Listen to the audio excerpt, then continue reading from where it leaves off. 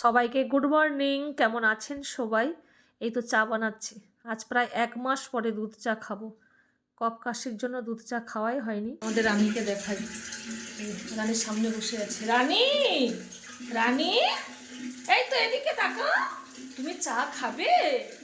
এই তো চা বানাচ্ছি, চা বানাচ্ছি তো, চা খাবো, বুকু খাবো। এখন 8টা বাজে। 8:30টার সময় তবলার মাস্টারমশাই আসবেন। এই যে স্নান টান করে এই যে পুজো করব। এই ফুলটা কি সুন্দর দেখতে, পুরোটাই সাদা, মাঝখানে পিঙ্ক কালার। এখানে অনেকগুলো জবা গাছ লাগিয়েছি। আজকে দেখছি কত বড় রেড কালারের একটা জবা ফুল ফুটেছে। এই যে পাপড়িগুলোতে এই যে হলুদ হলুদ স্ট্রাইপ, এই জন্যই ফুলটা এত সুন্দর দেখতে লাগছে।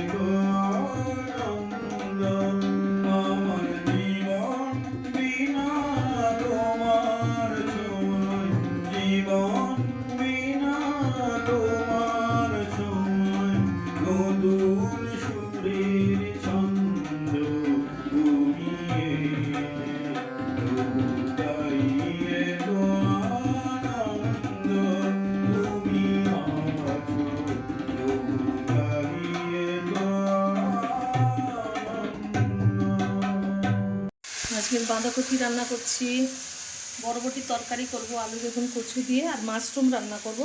মাশরুমটাকে ম্যারিনেট করে রেখেছি লঙ্কা গুঁড়ো, হলুদ গুঁড়ো, জিরে গুঁড়ো, একটু লবণ, মিষ্টি আর সর্ষের তেল দিয়ে।